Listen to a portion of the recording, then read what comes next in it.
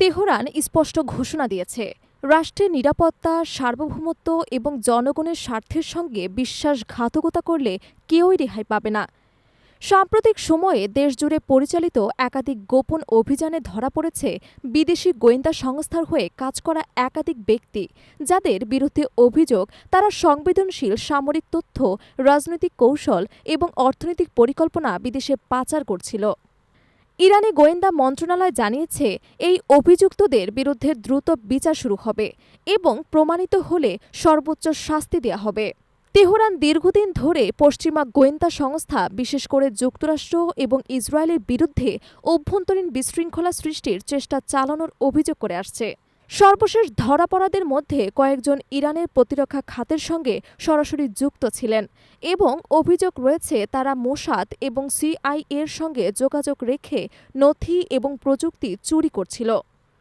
আধুনিক সাইবার প্রযুক্তি ব্যবহার করে এসব ব্যক্তি ডিজিটাল গুপ্তচর বৃত্তির নেটওয়ার্ক তৈরি করছিল, যা জাতীয় নিরাপত্তার জন্য বড় হুমকি হয়ে উঠছিল।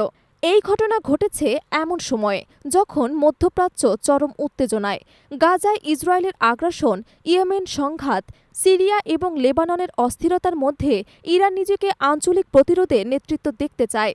এমন প্রেক্ষাপটে অভ্যন্তরীণ বিশ্বাসঘাতকতা শুধু নিরাপত্তা নয়, নেতৃত্বের ভাবমূর্তিতেও আঘাত হানছে। সর্বোচ্চ নেতা আয়াতুল্লাহ আলী খামেনি সতর্ক করেছেন, যারা দেশের ভেতরে শত্রুর হাতকে শক্তিশালী করে তারা জাতির সঙ্গে বিশ্বাসঘাতকতা করছেন এবং তাদের ছাড় দেওয়া হবে না। গোয়েন্দা মন্ত্রণালয়ের তথ্য অনুযায়ী গ্রেফতারদের মধ্যে কেউ কেউ বিদেশি উচ্চশিক্ষা বা ব্যবসায়িক কাজে গিয়ে বিদেশি গোয়েন্দা সংস্থার টার্গেটে পড়েন। কখনো অর্থের প্রলোভন, কখনো ভিসা বা স্থায়ী বসবাসের প্রতিশ্রুতিতে তারা গোপন তথ্য সরবরাহ করতেন। ক্ষেপণাস্ত্র এবং ড্রোন প্রযুক্তির গোপন তথ্যের ফাঁসের পেছনেও তাদের সম্পৃক্ততা রয়েছে বলে দাবি করা হয়েছে। বিশ্লেষকরা মনে করেন, ইরান এখন বহুমুখী চাপের মুখে। যুক্তরাষ্ট্র এবং ইউরোপীয় ইউনিয়নের অর্থনৈতিক নিষেধাজ্ঞা, আঞ্চলিক সংঘাত এবং রাজনৈতিক অস্থিরতা, যা গোয়েন্দা যুদ্ধকে তীব্র করেছে। তাই সামরিক শক্তির পাশাপাশি গোয়েন্দা সক্ষমতা বাড়াতেও বিনিয়োগ করা হচ্ছে।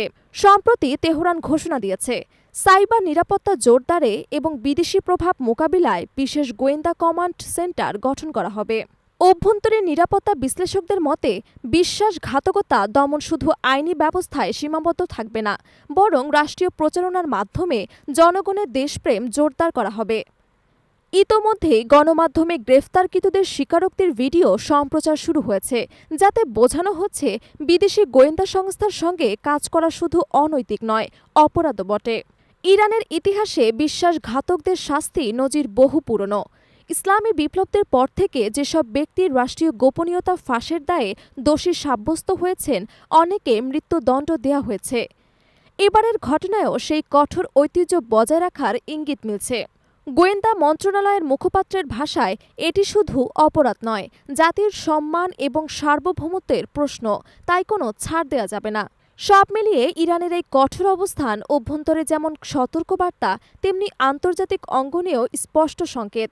তারা দেশের ভেতরে বিদেশি প্রভাব বিস্তারের যে কোনো চেষ্টা রুখে দেবে। মধ্যপ্রাচ্যের অস্থিরতায় এই বার্তা আরও তাৎপর্যপূর্ণ হয়ে উঠেছে, কারণ এটি প্রমাণ করছে তেহরান বাহ্যিক শত্রুর পাশাপাশি অভ্যন্তরীণ গোপন শত্রুদের বিরুদ্ধেও সমানভাবে তৎপর। আগামী দিনে এই অভিযান আরও বিস্তৃত হতে পারে এবং নতুন নতুন নামও প্রকাশ পেতে পারে।